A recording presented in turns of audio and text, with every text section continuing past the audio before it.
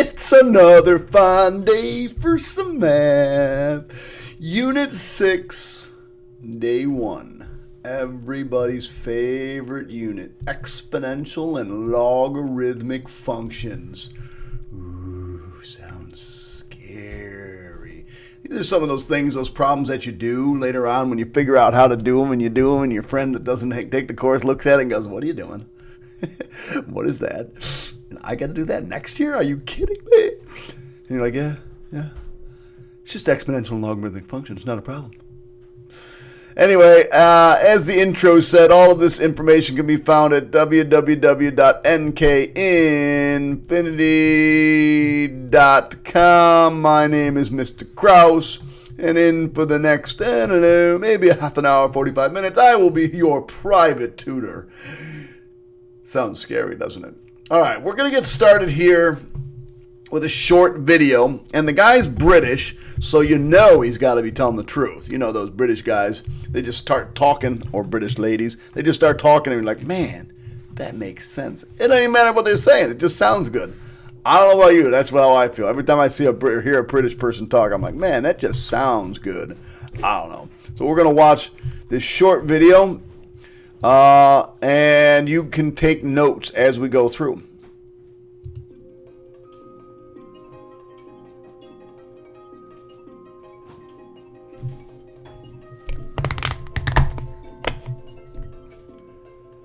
Now we can see for ourselves what exponential growth looks like by doing a little experiment. So if we can bring one of the handheld cameras in, we can have a look at this. So in this box, I have 225 armed mousetraps. So 225 mousetraps. In each mousetrap, we have a ping pong ball. Now in a moment, we're going to take one more ping pong ball and we're going to drop it in through this hole in the top. And it's going to set off a chain reaction. And in this chain reaction, the number of ping pong balls flying through the air is going to grow exponentially. Okay, so who would like to volunteer to come and set this off? Oh, I would. Goodness. Let's have you there. Yep. Guess you'd like to make your way along the end of the row. Couldn't you have picked somebody that was like at the end of the row? Seriously? You gotta wait for this kid to get through? Maybe he just looked really excited. If you'd like to come and stand just there, just turn that way. Okay, that's good. And what's your name? Matthew. Matthew? Now, you have to hold that. Now, in a moment, we're going to give you a 3, 2, 1 countdown. Okay. When we get to go, all I want you to do is to place Love that the word. ball in through that little. I gotta hole start at the talking top. British. Go. Yeah. Okay. Are we ready? 3, 2, 1, go. Amazing. Excellent. Okay. Thank you very much.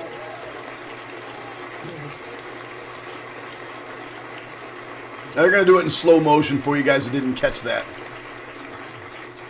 Okay, so we have a high-speed camera that was looking at that, and perhaps we can just do a little action replay and see that in slow motion. So there's the first ball, setting off a couple more. Each of those is setting off several more. And on that curve, we can see the number of balls growing in this very dramatic way. But what's really impressive about exponential growth is that the rate of growth is itself growing exponentially. And you guys said math wasn't fun. Ooh, the Royal Institute. Thank you very much, sir. We really appreciate it. That's Professor Chris Bishop. Anything better than I would have done for today. And I got to drink some coffee while I was watching it. Okay, let's see what we got here. Oh, hold on. Got another video coming. All right, so how many mouse traps with ping pong balls are in the case? Did you all remember? I said it out loud so you heard it. It's 225, I believe they said, right? I got my notes here. And how many ping pong balls does Matthew put in the case? He puts in one. So now there's 226 ping pong balls in the case. What is the total number of ping ball? Oh. That goes there. Getting a little ahead. Put this number in the first row. So at time 0, there really is one active ball. Now time 0 is just the very second he lets the thing go. There's one ping pong ball in the air. If the initial ball sets off one other ball, then each of them set off and each of those sets off another, fill in the number of active ping pong balls. So let's think about it. That one ping pong ball. Now, this didn't happen exactly the way math is going to come out, but we're going to pretend. We're going to pretend it was exact. So, the one ping pong ball went down and only hit one mousetrap, exploding one mousetrap. So how many balls are in the air now? That's right, 2. And then those 2 miraculously just landed perfectly on 2 other balls and set those 2 balls off. So now how many balls are in the air? Perfect, 4. And then those 4 balls hit 4 other balls, and now we have 8 balls in the air. And then those 8 balls hit 8 other balls, and now we have 16 balls in the air. And then those 16 balls hit another 16 balls, and now we have 32 balls in the air. And those 32 balls hit 32 more balls, and now we have 64 balls in the air. And then those 60, get it, 128, and then 256. Now, I always have kids that'll write 256 here. By the way, this should be 128, not 125. Sorry about that. 128, and then 256. But then I say to them, how did you get 256 balls? Because if I remember correctly, there's only 226 balls in the case. Right? Now, the guy could have helped us out. I mean, he could have been nice and set a few more traps, but probably the case couldn't hold any more traps. So this last one, really, there's only 226 balls in the air because that's how many traps there were. That's where we ended. All right, so we're going to use this table above to graph this chart, and it should look something similar to his graph. At time 0, we had 1 active ball. So I'm going to try to draw 1 point down here. Okay. At time a half, I had 2 balls in the air. So I'm going to draw 2 balls in the air. Now, 2 balls in the air is going to look a lot like 1 ball in the air. And at time 1, we had 4 balls in the air. So it's almost halfway through this. Gosh, I hate that feature. All right.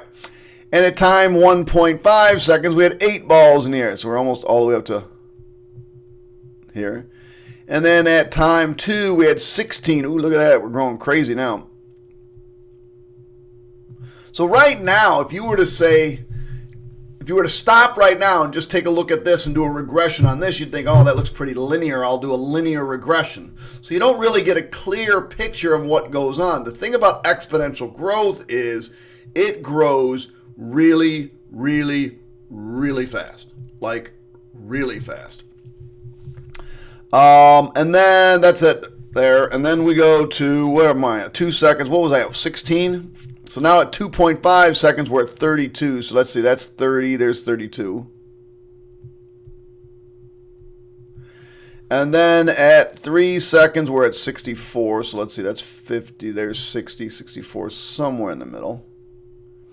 And at 3.5 seconds, we're at 128, which is right about there, I believe.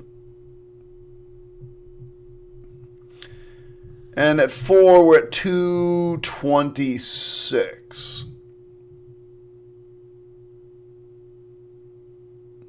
So once you've graphed all the points, now you get a clearer picture that this is a graph that's growing exponentially. It's getting faster. It's getting steeper and steeper and steeper. And like he said, that rate of growth is increasing. You know, the slope or the rate of change between these first 2 points and these next 2 points is increasing, but not increasing a lot. But then it like increases more here, and that rate of increases, and that rate at which the rate of change is also increasing dramatically. And that's the thing with exponential functions. You don't really want, unless it's your money, you don't really want things to grow exponentially. Of course, you would love for your money to grow exponentially. That would be amazing. So anyway, at the end of this video, I'm going to do a short little, it's not part of the notes, but it's a short little video on which would you rather have. $1 million today or a penny today doubled for the next month. And this is what, August, 30 days, says September, April, June, and November. So we got 31 days in this month. So 31 days in August. This is 31 days, 30 days. You're doing this in like, I don't even know when you would do this. This is probably going to be like a February lesson. You'd have a little less money. But anyway, it's August right now, so that's what we're going to use. Anyway, I will be back. Okay, so now what we're going to do is we are going to do a little regression analysis on this. Okay, so we're going to grab out our calculators, and we're going to go to home screen. And we'll get this information in. Let's see. The dependent variable probably should be time. We'll write time in there. And this would be ping pong balls. PPB. Ping pong balls. All right. So what do we got? Time 0, 0.5, 1.5, 2, 2.5, 3, 3.5, 4. 1, 2, 4, 8, 16, 32, 60, oops. 64, 128, and, oops, missed. Oh,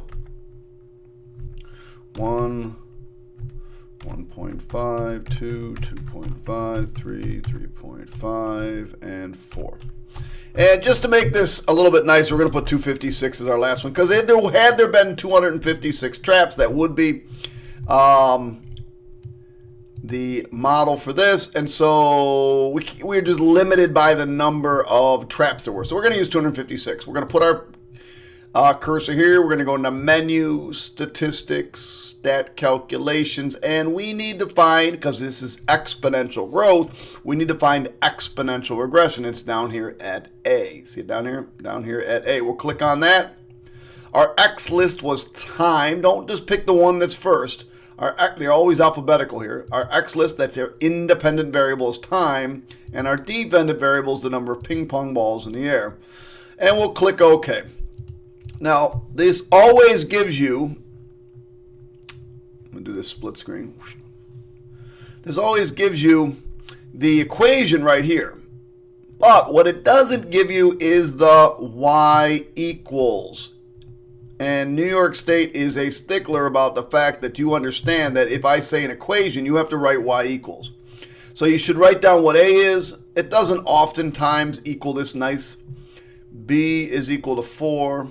And that's all we need to do. Then we'll write our equation. Our equation is y equals 1 times 4 to the x. Or in other words, y equals 4 to the x. And that is our exponential growth equation. I don't really necessarily need the 1. I mean, I could put it in there. That's fine.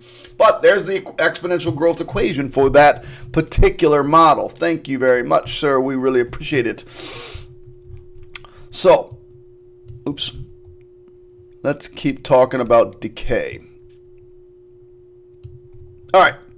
Or growth and decay. So here we have two distinct graphs. Now, if you took earth science, and I think most of you did, you know or have at least a general idea about exponential growth and exponential decay. Have you ever seen that commercial where they have the rabbits? It's like a man, it's an old commercial. I'll show it in class. Ask your teacher to show the commercial about rabbits. They probably remember it. But rabbits grow exponentially unless there is some kind of predator. They'll just keep growing and growing and growing. So what is the equation of this? Well, we're going to give the general equation. This is y equals b to the x. Y equals b to the x. Now, for exponential growth, b has to be a certain value. B has to be greater than 1. If b was 1, then I would not have any growth. It'd be 1 to the third is the same as 1 to the fourth, the same as 1 to the fifth, 1 to the sixth, 1 to the seventh, 1 to the eighth, 1 to the eighth. It'd be always 1. So it wouldn't grow. So it has to be just slightly bigger than 1. And if it's slightly bigger than 1, you have exponential growth. All exponential functions that don't have any transformations on them run through or go through, probably should say run through, but whatever, go through the point 0, 1. And that's the same thing over here. Notice this point goes through 0, 1, and this point goes through 0, 1. And the reason for that is because the x value is 0, and some of you may have forgotten this, but anything raised to the 0 power is 1. I don't care what base you put in there. Anything raised to the 0 power is equal to 1. So all exponential functions, and this is something that you have to start to look at, all exponential equations, exponential functions run through the point 0, 1. You'll notice that exponential growth are always increasing, so this is an increasing function. For those of you that don't understand the idea of increasing, it should be pretty obvious. It's going up from left to right. It's always going up, therefore it's increasing.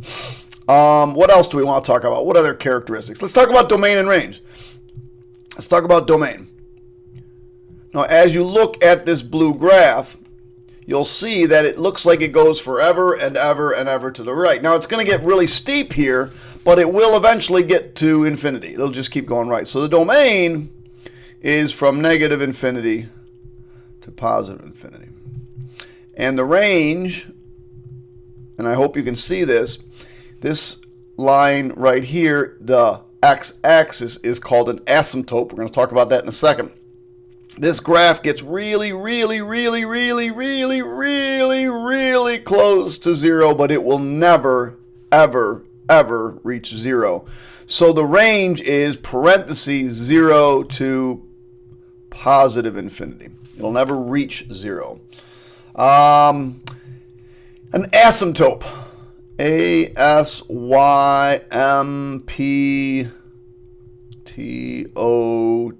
For some reason, I have a brain cramp sometimes, especially in the morning when I haven't had enough coffee, what that is. An asymptote is a line that a graph approaches but does not cross.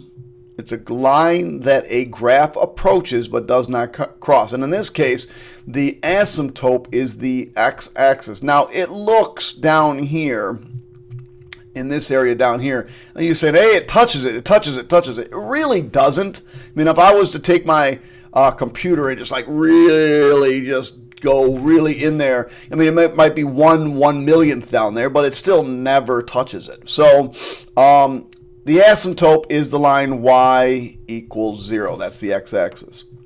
All right, let's talk about decay. Decay, if growth was b has to be bigger than 1, then decay is b has to be less than 1. Actually, it's got to be between 0 and 1. So I don't want negative numbers. We'll talk about negative numbers later. Negative numbers are going to do something slightly different. But if we're going to have decay, it's going to be any number between 0 and 1. Not including 0, not including 1. Again, they go through the point 0, 1, as do all exponential functions. The domain, let's talk about domain. The domain is the same thing, negative infinity to positive infinity. The range, actually the same. The lowest value is down here at 0, but doesn't touch it, and it goes all the way up to positive infinity. How did I put the E before the... Oh, no. That's weird. How do you even do that? And asymptote, A-S-Y-M-P-T-O-T-E, I think I got it right that time, is the same. Y equals 0. It still approaches the x-axis, but doesn't cross it. And this function is always decreasing. Always decreasing. So it's always coming down, hence decay. Now, this one over here is increasing at an increasing rate. This one over here, since it's decreasing, is decreasing at a decreasing rate. We'll get there later. Just vocabulary and terminology you should become a little bit more familiar with. All right. When I come back, which you won't even know that I'm gone, I'm going to talk about common bases, other than the fact that my head goes like this, or something like that, because I'm in a different place on the video. But I'll be back. Okay, so this first function we're going to talk about is the f of x function, and the f of x function is defined as 10 to the x. This is commonly known as the common base. And that's because we have 10 fingers and 10 toes and, you know, the, what do you call it, the metric system's in 10. Gosh, I wish we had somehow figured out a long time ago how to get on the metric system. Dealing with numbers is so much easier when you're dealing with the metric system. For those of you that take physics, you'll know what I'm talking about. Anyway, we're going to deal with the common base on this. Now, I'm not really necessarily going to put these in my calculator because I think you can get them. What is 10 to the 0? 10 to the 0 is 1, so it goes through that point. What is 10 to the 1? 10 to the 1 is 10. It goes to that point. Now, what you may not know is, what is 10 to the negative 1? Now, if we were to look on your calculator, it would say 0.1. And we're going to talk about this later in this video, so I'm not going to spend a lot of time on it. But that's really equal to 1/10. So maybe you can get an idea of what's going on here. So at negative 1, it's 1/10, which is going to be way down here. And 10 to the negative 2, if you were to look on your calculator, say 0.01, which is 1/100th. Maybe you're getting an idea. So that's like really close. Now I said, as you're graphing these things, when it gets close, the next one will be 1/1000, then 1/10,000, then 1/100,000. That's like, you can't even see that. You know, nobody can see that. So that's why it looks like it's going to hit the x-axis. But you have to be smart enough to realize that that's actually an asymptote. And so this graph, by the way, if anybody ever tells you you can put your money in that's going to earn exponential growth like this, 1, probably not true. 2, if it is true, jump on it. Jump on it right away. All right, so that's that function. We're also going to graph its inverse. There's a reason for that. So remember that inverses are reflections over the line y equals x. Now this is going to look a little bit weird, but this is the 0.11, this is the 0.22, this is the 0.33, 44, 55, 66. It doesn't look like that, but that is what it is because the scales are a little bit different. So I'm going to reflect these over the line. So 0, 1 goes to 1, 0.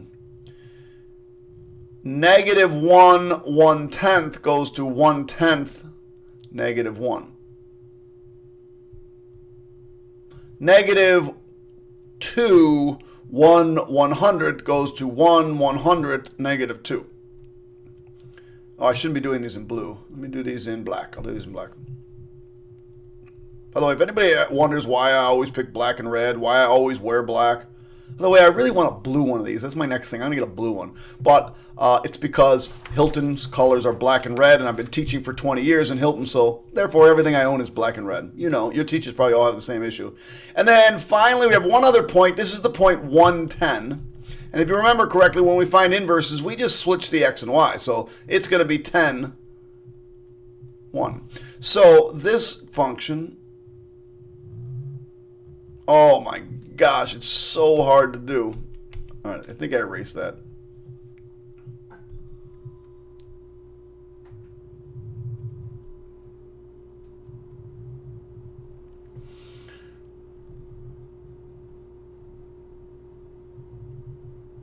Oh, there's the inverse of the exponential function. And later on, just so you know, we're going to call this the logarithmic function. This is log base 10 of x. But we're going to get there in a couple of days. Oh, yes, I'm talking about logarithms already. I'm so excited. All right. Anyway, what is the domain of f? Well, if you look at the domain is from, let me get my red pen out. It's from negative infinity to positive infinity. What is the range of f? Well, the range of f is from 0 to infinity. And that is true for all exponential functions that don't have a transformation. Once you start adding and translating it someplace else or reflecting it, it's got different functions. But now, if you remember correctly, when we take inverses, we take the domain and we take the range and we switch them. So the domain and range are switched when you're dealing with inverses. So now the domain of the inverse, which is the black function, I can maybe do this in black, maybe make more sense for you. The domain would be from 0 to positive infinity. And notice it starts right here and goes forever and ever in that direction. But the range is from negative infinity to positive infinity. Notice it's going forever and ever down, and then I'll know it's going up really, really, really, really slowly. It is going up. All right, now we're going to talk about this base. What are we going to say about this? Hold on, let me just save this and I'll be right back. Okay, now we got to discuss this thing, E. It's called Euler's base. It's sometimes called the natural base.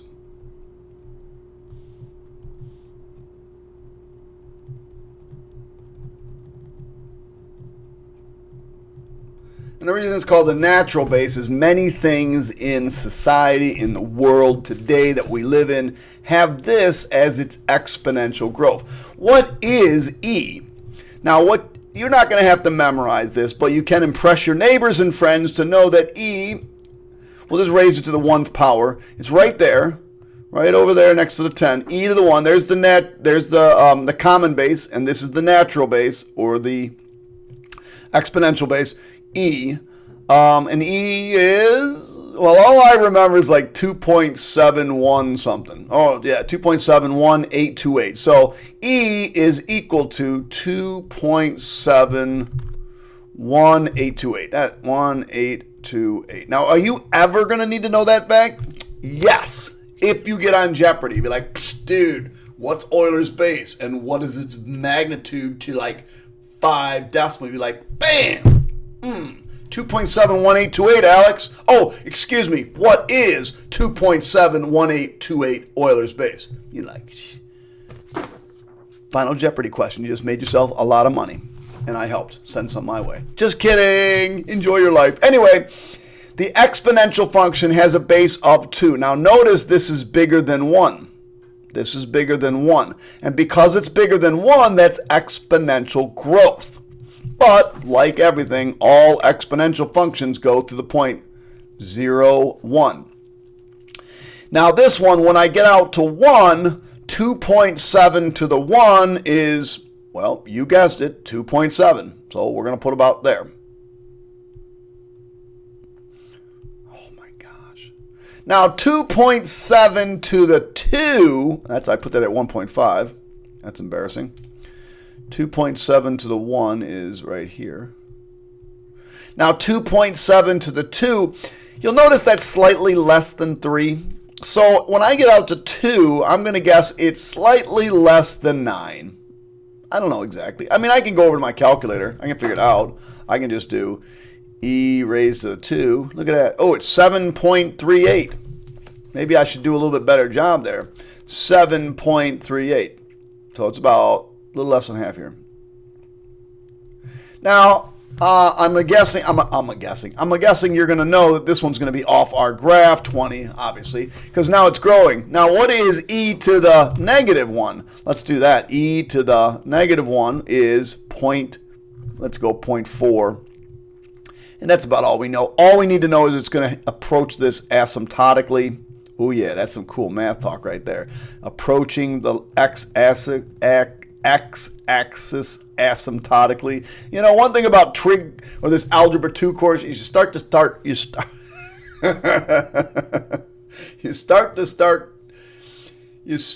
begin to start talking more mathematically. I don't even know what I'm saying anymore. Sorry about that. You begin. I want to say you begin to start sounding smarter mathematically, but the way it's coming out is you sound like a moron. All right, so let's talk about the domain and range. The domain is from negative infinity to positive infinity. That's true for all exponential functions that don't have any transformations or reflections or anything like that. And the range is from 0 to infinity. All right, let's talk about the inverse of this, because the inverse of this is quite interesting. It's kind of similar. 1, 0, obviously. And then we need to go to, let's see. This is 1, 2.7. So now we're going to do 2.7, 1. And then 7.38, 2. And we went to 0.3, -1, something like this. So now I forgot something on my last chart. Sorry, that should be a curve. I forgot to talk about the vertical asymptotes. There are vertical asymptotes as well, and I forgot to mention those. Let me go back up here. I forgot to mention. Oh, well, no. On these ones, they have vertical asymptotes, but we're not going to talk about those yet. All right, so anyway, this function is, this one up here is y equals e to the x, and this one is a little bit weird. This one is y equals the natural log of x. We'll talk about it in a couple days. The domain and range just switch. So the domain of this one is going to be from 0 to positive infinity, and the range is negative infinity to positive infinity. But don't worry about those natural logs and logs right now. We'll get to those eventually. All right, let's work on some transformations of exponential functions. And believe it or not, this stuff should seem very, very, very, very, very, very, very, very familiar. The negative is a reflection. Nothing new there. The A is a dilation. Dilation. B is just the base. This is a move left or right. And you have to remember it's backwards. Remember, when we put them in parentheses like that, it's a move left or right backwards. And finally, K, this is and I say move, I should be using the word translation. This is a translation. Anytime you have a move, so translation, up or down. And this one's up or down normal. So we're going to fly through these so we don't have to spend a lot of time. I'll try to write as quickly as possible because the more quick I write, the neater I get.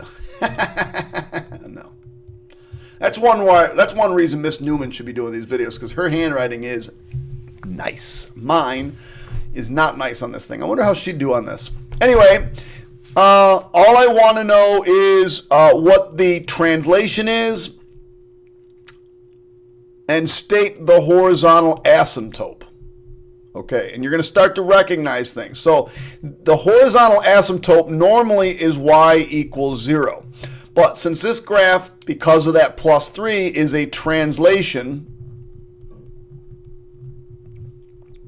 up 3, my horizontal asymptote, which was right here at y equals 1, because the whole thing moved up 3, is now at y equals 3. This is my asymptote, ASY. I'm just going to abbreviate ASY. ASY. Nobody's swearing here. All right, what's going on here? Now notice what we're doing is we're actually got this as an exponent. Now you can think about that being in parentheses if you want. Now because it's an exponent, I don't actually have to put it in parentheses, but anytime I see a binomial, I like to put it in parentheses. So what happened here? This is a translation right 1. Remember, when it's inside the parentheses up there next to the x, it's a shift left or right backwards. So that's why, even though it was -1, we went right 1. Now, if I shift left or right backwards, is my horizontal asymptote going to see? If it's here and I shift it here, it's still going to have a horizontal asymptote of 1. So the asymptote does not change. This is a reflection in x-axis. So instead of looking like this, it looks like this. Did the horizontal asymptote change? Nope. Still y equals 0. I'm tired of blue and I need some coffee. I should have said I'm tired of red and I need some coffee. Got to go to blue. All right, so we got two things going on here. We've got a translation left 2, because remember this is an exponent, should be in parentheses, down 4. Left 2, down 4. Now if my horizontal asymptote was here, And the whole shift. So here's what's going on. Let me show you what's going on graphically. Just make sure you understand what's going on here. Graphically, I have my X and Y axes. And graphically, originally I had this graph. But we moved it to the left 4 and down, left 2 and down 4. So it moved to here. So now that it moved down, my asymptote, which was right here at 1, is now moved down to -4. So my new asymptote is y equals -4 because the whole thing shifted down 4. 6. Don't worry about the fact that it's an E and you get all scared. You're like, what's that E thing? Now I got an E thing that's weird and I got an X thing. Remember, E is a number. It's 2.71828. We're going to win Jeopardy on that one. So same kind of a thing here. We're going to move to the right. So we're going to just be simple. Move right 3, up 1. Moved up 1. My horizontal asymptote moves up 1. So whatever the vertical shift is, that's the shift that's going to change on your horizontal asymptote. All right, we got a reflection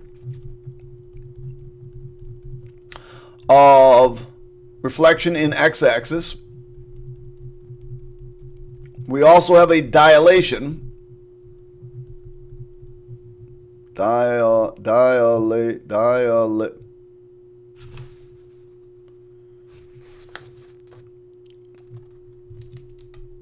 Dilation of 2. But it didn't move. It just got steeper. It didn't move. It still got.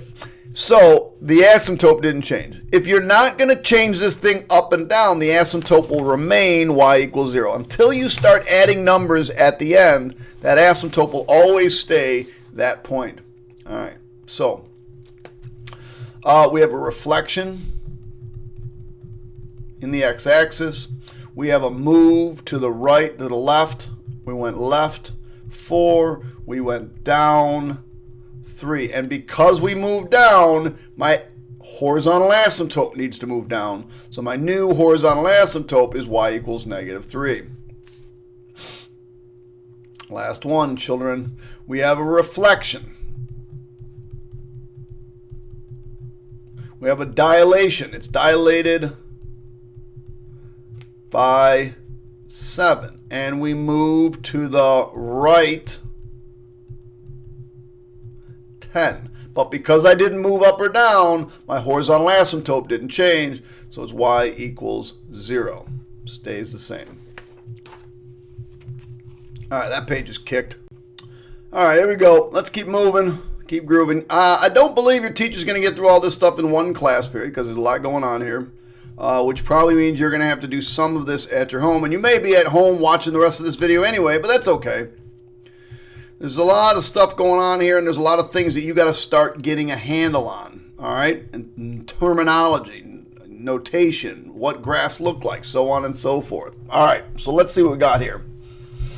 Sometimes it's hard to tell what transpired. So let's analyze this graph. First of all, it was moved to the right 1 and up 4. Moved to the right 1 and up 4. It looks like it just moved up, right? But if it just moved up 4, then it would be going through the point 0,4. So it had to slide to the right a little bit so that this would be up here at 6. So a little bit weird. Hard to tell looking at graphs what's going on exactly. So anyway, is it a function? Yes. And you know this because it passes the VLT. It passes the vertical line test. You know, it can only hit it once. Next question, is it a one-to-one function? Yes. It passes the horizontal line test. Now, while I'm doing this, I'm going to come down here and answer this question. Is the inverse of this graph a function? Yes. Now, how do I know that? Because it passes both horizontal line test and vertical line test. It's a function. It's a one-to-one function, so it passes both the horizontal and vertical line test. Therefore, its inverse is a function. Domain, all exponential functions, negative infinity to positive infinity. Now, the range is a little weird. Notice we moved up 4 units. So my new horizontal asymptote is now y equals 4. So 4 is the lowest. It won't ever touch 4, and it goes up to positive infinity. X-intercepts, empty set. I got nothing. Asymptotes, we just said that. Y equals 4.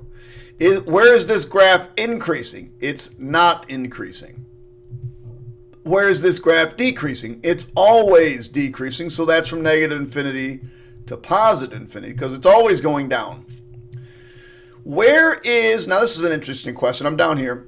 Where is this function less than 6? So sometimes it might be in your best interest to graph the line y equals 6. Here's the line y equals 6.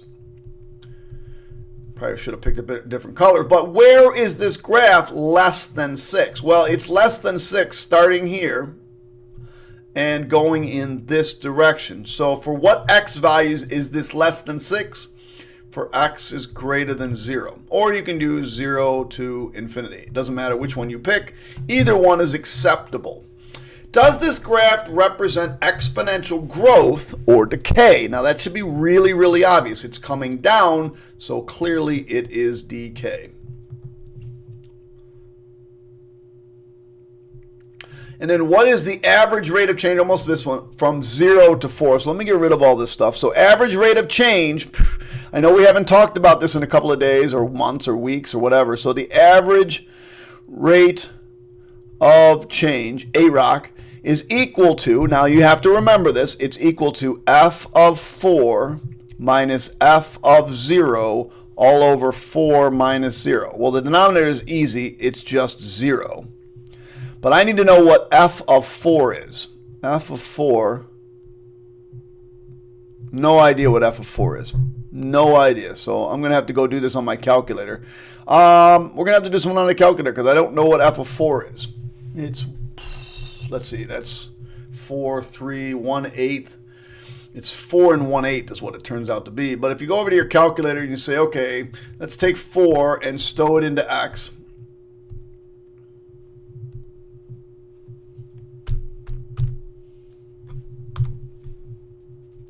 And I'm going to type that function in. What is it? 1/2 parenthesis 1 divided by 2 parenthesis raised to the x minus 1 and then plus 4. It's going to be 4 point. Why are you giving it to me like that? I want it as a decimal. 4.125. So it's down here. It's the denominator is not 0. I don't know why I put 0 there. The denominator should be 4. The numerator should be 4.125 minus f at 0. F at 0 is 6, so minus 6. So I'm going to do my calculator. Control division.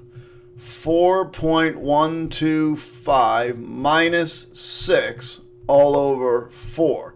So my average rate of change is negative 0.46875.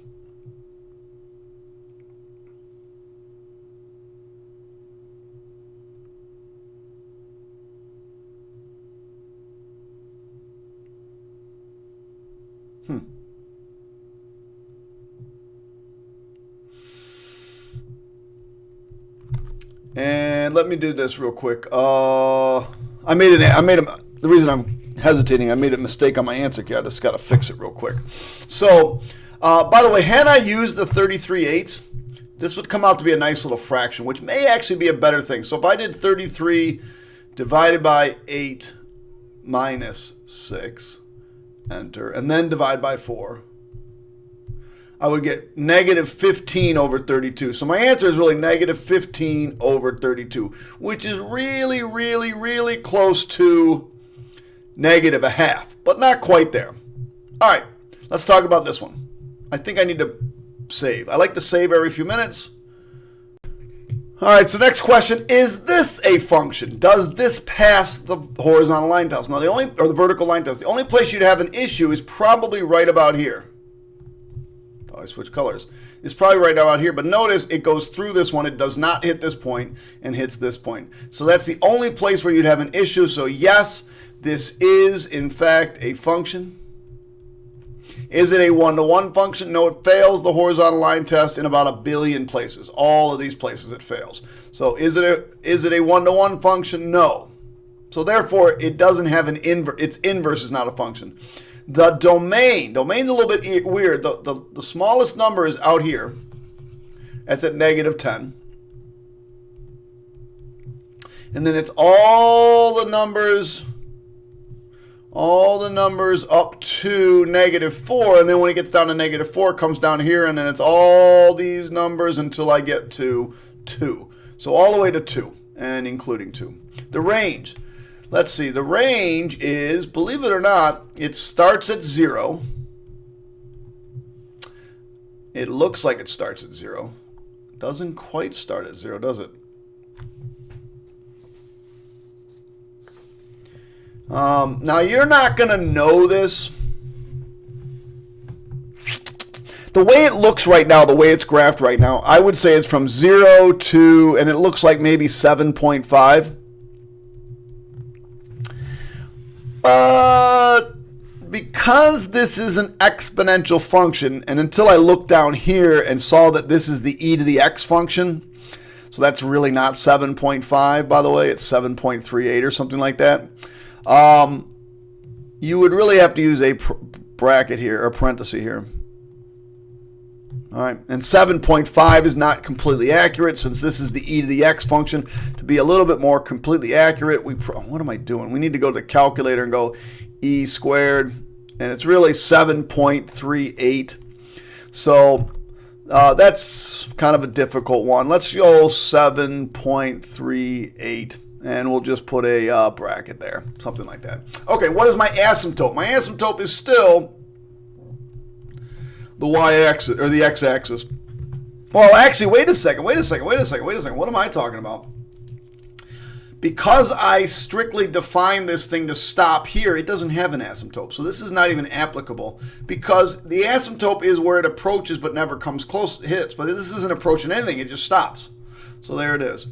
So write the equation for this piecewise function given up. All right, so we're going to call it, did they say what we're going to call it? No, we're going to call it f of x. F of x is equal to, curly brackets. Let's do this piece right here. It's easy. It's just 7. And we got to define its domain, so that's from -10 less than or equal to x less than 4. And then the other piece is e to the x over the domain. Oops, this is -4. From -4 is less than x, less than or equal to x, is less than or equal to. Now I said 2. Sorry, brain fart there for a second. All right, let's see if we can keep moving. Oh, I got to graph these suckers? Okay.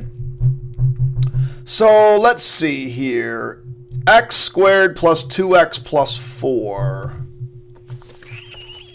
I'm going to graph that one. I'm probably going to need my graphing calculator. I made another mistake on my answer key. Oh, no, I didn't.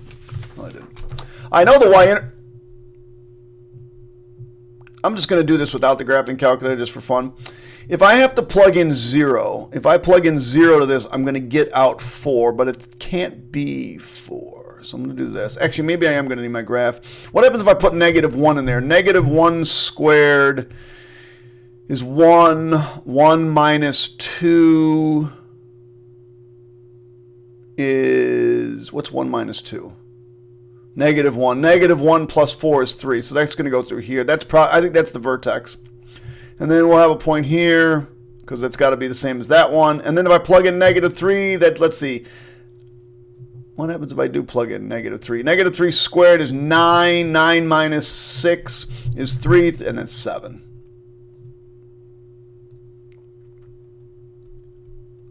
So here's what this one's going to look like. Now, if you put that in your graphing calculator,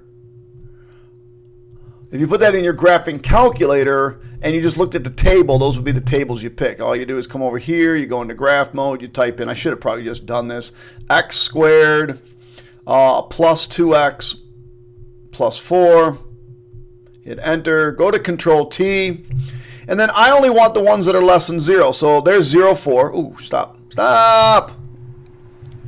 Every once in a while. Okay, just goes off. Stop. All right. I don't know what's going on. Must be. Okay. But anyway, there it is. All right. So now let's go back. Now we're going to do the exponential -2 to the x. Now this one might be a little bit tricky for you. So we'll go to calculator. We'll hit tab and we'll do -2 raised to the x. Enter. And that's what that one looks like. Well, because it's a reflection over the line, the x-axis, instead of going through 0, 1, I know it's going to go through 0, -1 because it's a reflection. And then I just know it's going to look like this. And then let's see, at 1, it's going to be -2. At 2, it's a reflection, so it's going to be down here at 8, right? No, 4. And then at 3, it'll be at -8, right? So it's going to look like that. And again, if I went over the table, I'm a little leery of going over the table. I had such issues with it. Control T. Maybe I won't touch it this time. We'll just go down and say 0. There's 1, 7. Oops. Let's look at the red ones. We need to look at the red ones. There's 1, -2. 2, -4. 3, -8. There it is. Okay, so that's that. Whew, sorry about that. But because I only want the ones where it is greater than or equal to 0, I have to just graph that part right there. All right, so is it a function? Yes. Is it a one-to-one function? No. Now, you may be inclined to say yes, but look right here. It's going to fail the horizontal line test right there. So no, it is not. The domain is from -infinity to positive infinity. It looks like it might have a break here, but don't forget, we jump down here for that. Now, the range is a little weird. The range is a little weird. We actually have to do this in separate pieces because here's a missing gap where we're not using y values. So the range starting on this one is from is +3 going up. So bracket 3, comma, infinity. Or starting from -1 and going down. So don't forget, the small number has to go on the left, the big number on the right, and we can choose that one. All right. What are the x-intercepts? There are none, so we just put empty set. Where is this graph increasing? So this is a little tricky. There is a spot where this is increasing. Where is it going up? Let me blow up. Maybe this will make it a little bit easier for you. Do you see right here, just this little tiny piece right here, starting here and going up? There's where it's increasing. So if I ask where is this thing increasing, I have to say it's increasing from 0 to,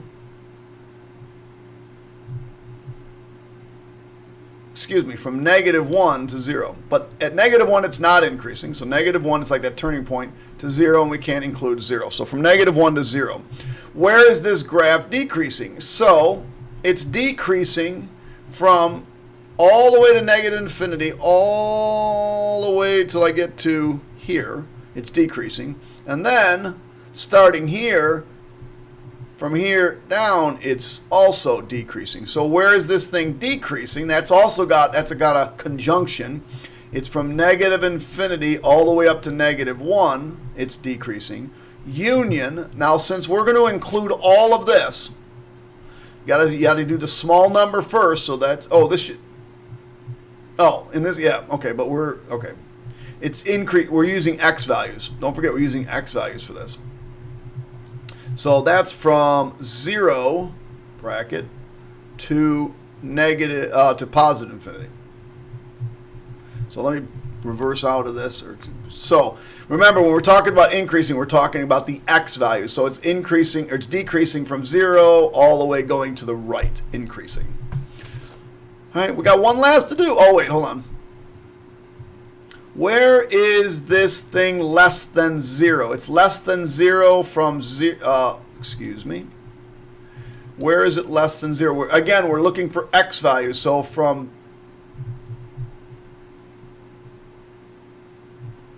From 0 to infinity, it is less than 0. Just found another mistake. And where is it greater than 0? It's greater than 0 from negative infinity all the way up to but not including 0. So from negative infinity to 0. Now, what does it mean to be greater than 0? Don't forget, that just means where is it? I lost my pen. Where is it above the x-axis? And it's above the x-axis in this piece right here, and that's from negative infinity all the way over here to 0. All right. There we go. We've graphed two functions on this graph. For what values of x does h of x equal g of x? All right, so we're going to have to put these babies in our calculator. So we'll doc B this. I'm probably let me say what I got, and I'll be right back. All right, we're going to graph these things. Let me move this over so I can see them. Where are they? All right, there they are. So we're going to graph them. So we'll go into graph mode. 2 to the x, 2 raised to the x, enter. That's the blue one. Good, I did that in blue. And the other one is, we'll hit tab, parenthesis, x plus 1, parentheses squared, minus 2, enter. There's that one. So the question says over here, is for what value of h of x equal g of x? Well, remember, we're talking about points of intersection. So we're looking for this point of intersection here and this point of intersection here. So we go into menu, analyze graph, intersection, click to the left, click to the right. There's my two answers. So it said round to the nearest hundredth. So one of my answers, it says for what values of x? So my first value of x is negative 2.48. That's the x value. Didn't ask for the y value. Come back over here. Go into menu, analyze graph, intersection, click here, and that one is, oh, that's exactly 1. So my other point of intersection for x value is 1. Those are my two x values. For what values of x does h of x equal 4? So probably what's in my best interest, I mean, if I go back and look at this graph, let's go back and look at the graph, see what we got here. I want to know h of x is red, so I want to know where the red one is going to hit 4. It doesn't appear, oh, it appears to hit it right here, right? When does it equal 4? So that's for the value h of x is the blue function. We're actually using the blue function, not the red one. So h of x equals 4 at when x equals 2.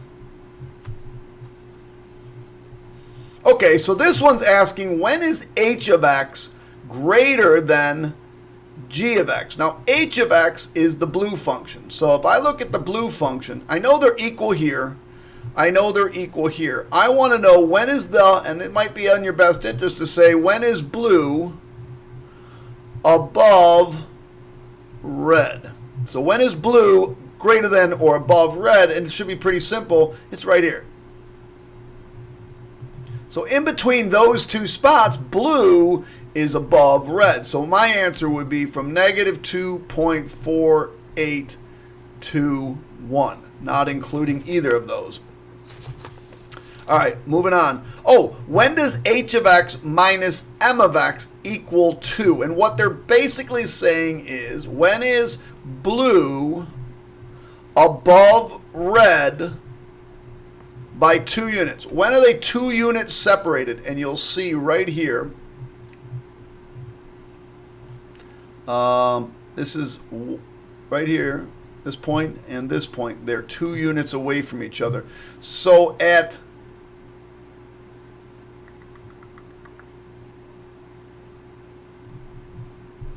one of my answers is 2.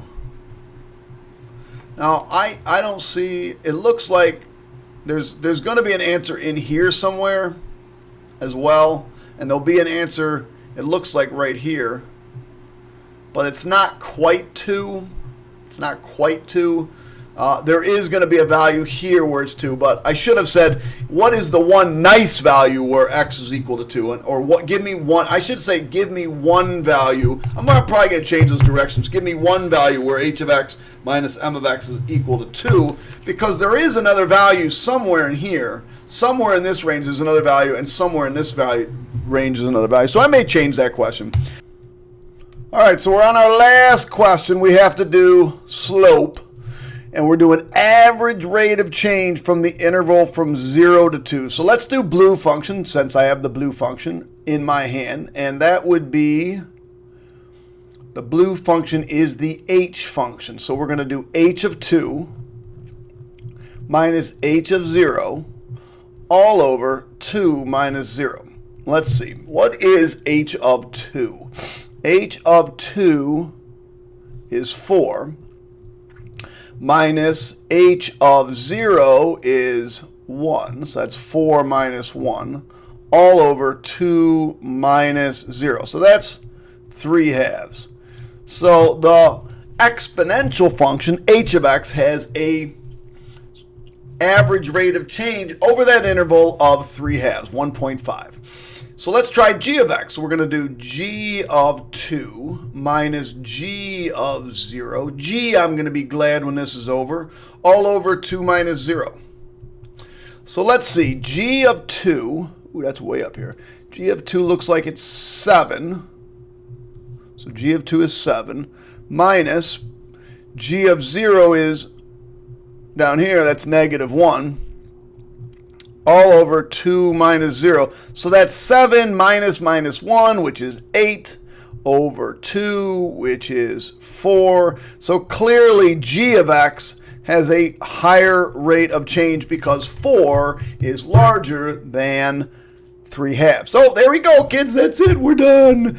The average rate of change for g of x is bigger. So hit the subscribe button, hit the like button. Let me know what you think. All right, catch you guys on the flip side. Bye. Where's my bye button? Oh yeah, I gotta stop it. Goodbye.